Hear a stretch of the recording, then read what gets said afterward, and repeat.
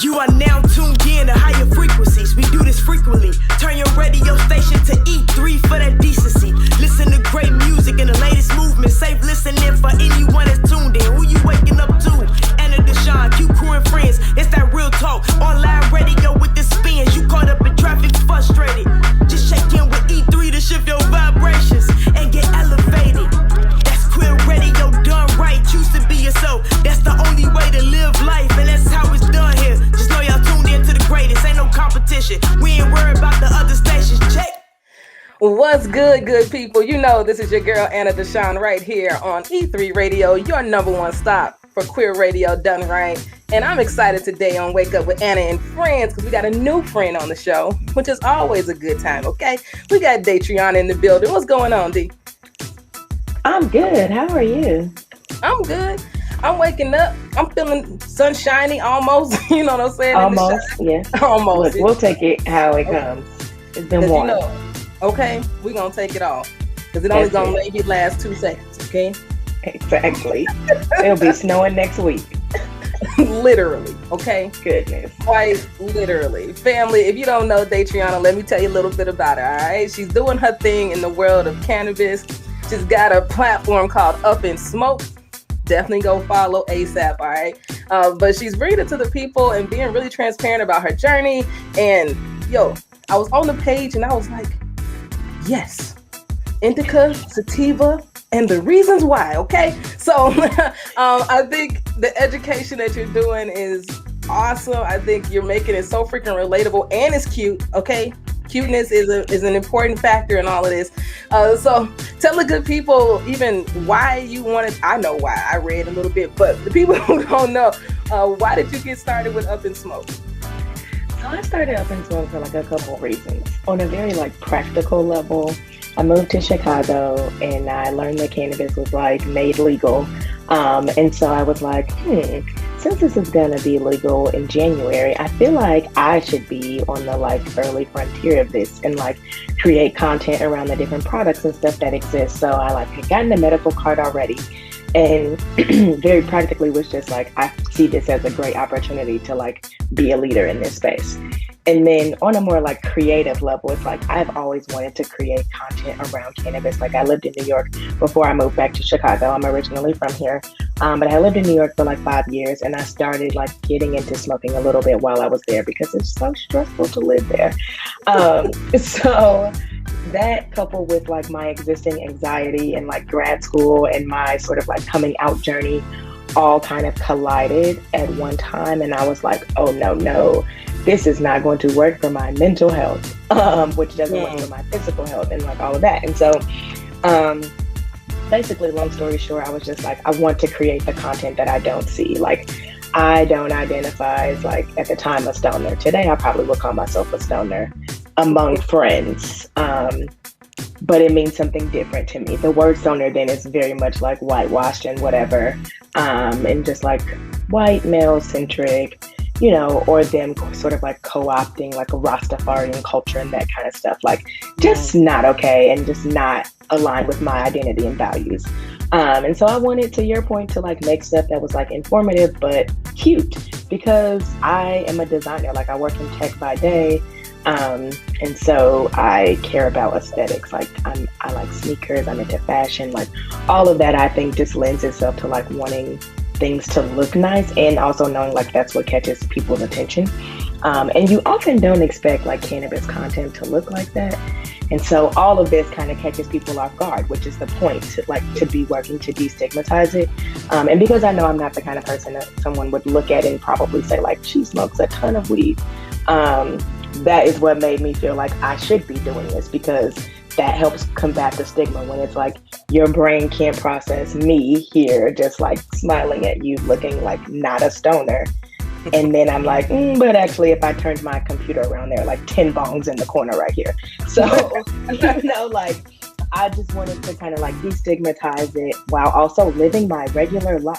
I have a full-time job that is very stressful and challenging and all of that. I have existed in many spaces that people deem to be esteemed or whatever. I went to Howard, which I'm super proud of. And I'm just I have many accomplishments and I smoke weed. And at this point, a lot of those things came because I smoked weed. And like, I would not be the me I am today without it. Just like working through my anxiety and becoming okay with my identity and just like who I am. And so that's really why I wanted to do it, because I'm like, unlock yourself. Don't let people tell you that like smoking or consuming cannabis in some form, even CBD, is going like, don't let somebody else make that decision for you. Learn the truth, then decide you do or don't want to use it or why and all of that. But like, you got to know the truth first to then make a conscious decision about whether or not it's for you. And that's all I really wanted to do. I'm not trying to convert anybody. I really don't care. I'm better because of it. If other people want to be better because of it, ask me about it.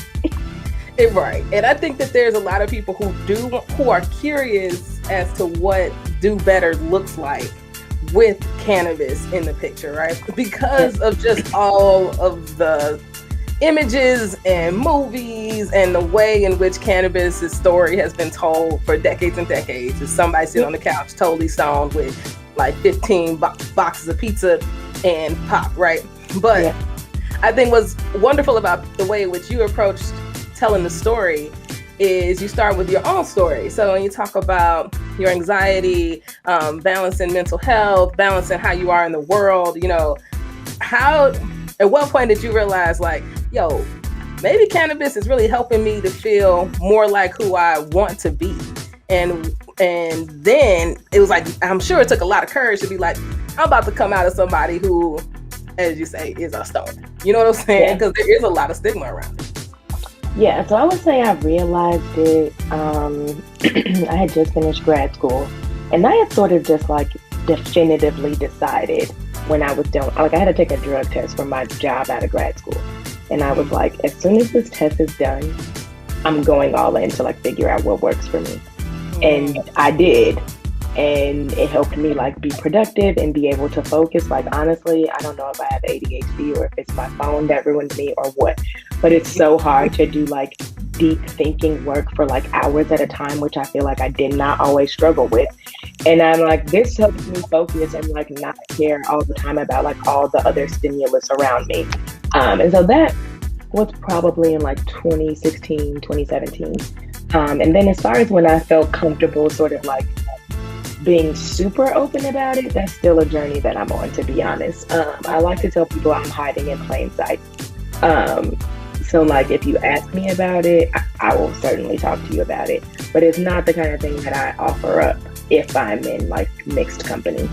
And yeah, mixed company can mean a lot of things in a lot of different settings. But yeah, so that's like a journey for me, but mostly just like writing my newsletter. My thinking was like, if you made it to this newsletter, you already have something in common with me or have some desire to know this information.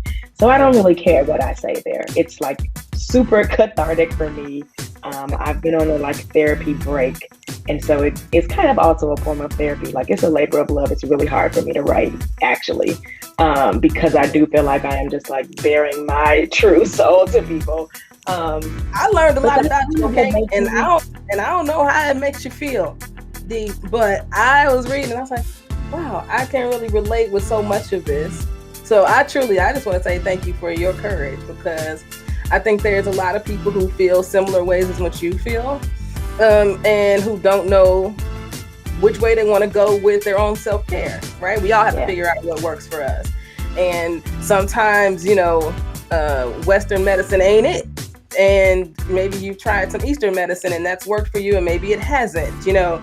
And I feel like cannabis is another way for folks to take care of themselves and to be okay. And I think because it's legal here, because it's been going around the country, and there's people who have found it to be profitable, so we'll see this continue to happen, I believe, across the country, and it'll be legal very soon and probably more regulated and all those things. But I think that the real key here too is about who gets to own the messages around cannabis, and then also ownership around cannabis, right? So Black folks are not owners in this space. D, how do we change that? You know, before we started recording, I told you I had been on a break. Yes. And changing it, the difficulty around that is why I've been on a break. Because like just a year of making content in this space and really getting to know like how the Illinois cannabis industry runs. Like I worked at a dispensary part-time earlier in the pandemic just because I wanted to like get firsthand experience. So I served recreational customers and medical patients and use it as a way to like learn and also get a discount on products so that I can review them. Like this was my whole plan. And it was great for a year. And over that year, I just learned way too much about like Chicago is corrupt. Cannabis in Chicago is no different. Mm-hmm. And so I am like, I'm not disillusioned about how this, like, it's already messed up. They haven't awarded social equity licenses and all of that. I kind of have tried to like stop even following it because it is just so disheartening. Mm-hmm. So what I would say as like an attempt to sort of get some stake in this thing is like get some land first of all, because you have to have a place to grow the plant to begin with. Also, you don't have to stick to THC products. You can also branch out into CBD products, which surprisingly there's like a really big market for. But I would say like start thinking about like you need land, the different kind of resources that you have. Some people are starting to think about like ancillary businesses such as like delivery services or like catering companies. And like once you really can start to like incorporate cannabis into like all these other facets, the way like people have done with alcohol, I don't love to compare them, but for the sake of like explaining, you know, like we have activities that are centered around drinking. What happens if we shift that and start to think about experiences that are more tailored to cannabis and that kind of thing? So yeah, I would say like one, keep up with the news in your city around just like what's happening in the space, because that'll just help you understand like what we're up against and sort of like how much resilience you will need in order to like get there. Start to meet other people. Like I've made the most sort of like traction in the space for the things I wanted to do just by talking to other people who made the kind of content I liked or just seemed like to have the kind of energy that I vibe with, and mostly look to each other to create a thing, not looking to big cannabis to help like pull you up, because it like their MO is still to make the most money. So by including people of color and Black people, like that is still checking a box for them. And then down the line, they'll even be trying to like push you out of the company or take your stake and that kind of thing. And we've already like heard little stories about that. So, you know, just be vigilant and read and meet people and try to learn as much as you can. Because it's hard out here. Like I wish I had more positive advice, honestly. But it is why I'm just like, I don't even know what my place is in this space.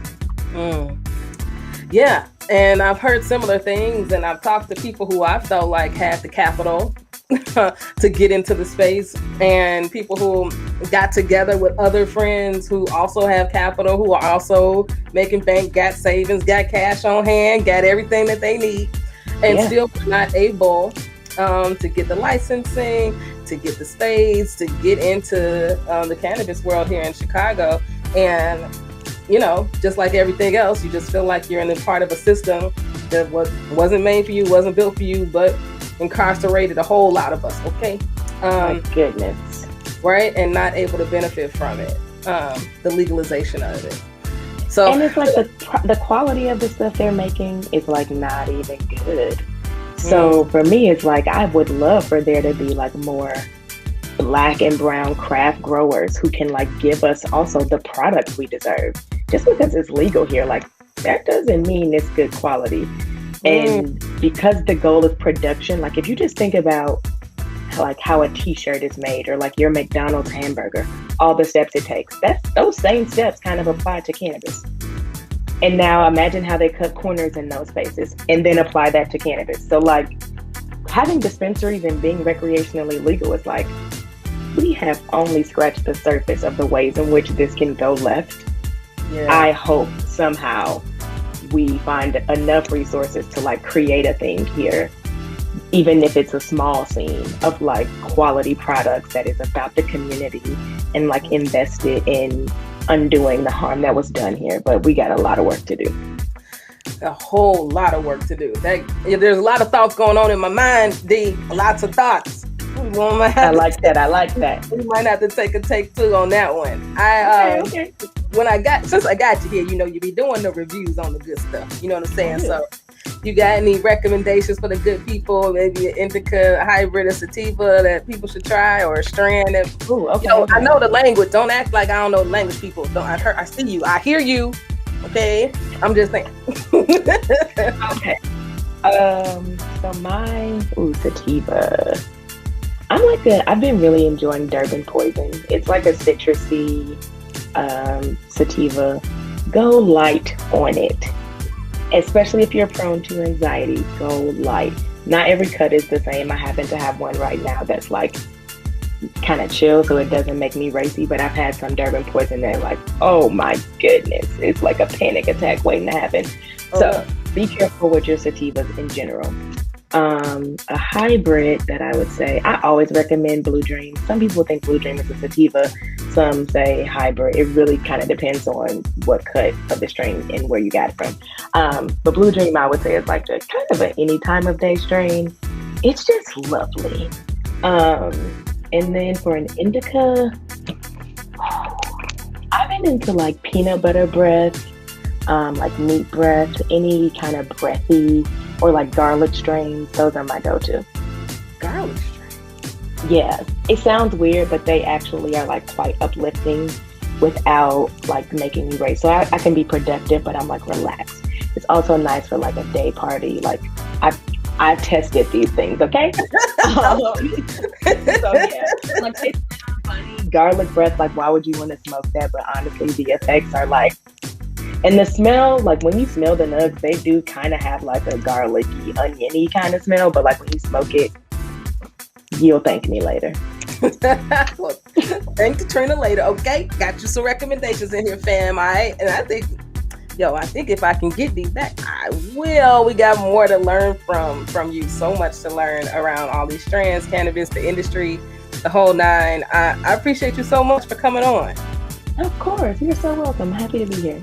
Yeah, so tell the good people before you go where they can follow you, how they can stand and know with everything you got going on. Totally. So I'm on Instagram at Up in Smoke Session, and also at Daytriana GM. But if you look up in Smoke Session on Google, you will find me. I have a newsletter as well. That's probably the quickest way to find me because my name is long and hard to spell. But yeah, thanks so much for having me. Yeah, definitely follow, family. You will not be disappointed, all right? Don't go nowhere. I'm telling you, I'm getting this on E3 Radio. I promise you. Ain't no other station. You ain't going. Nope. I just know it. Don't go nowhere. Right here on the Wake Up with Anna and Friends.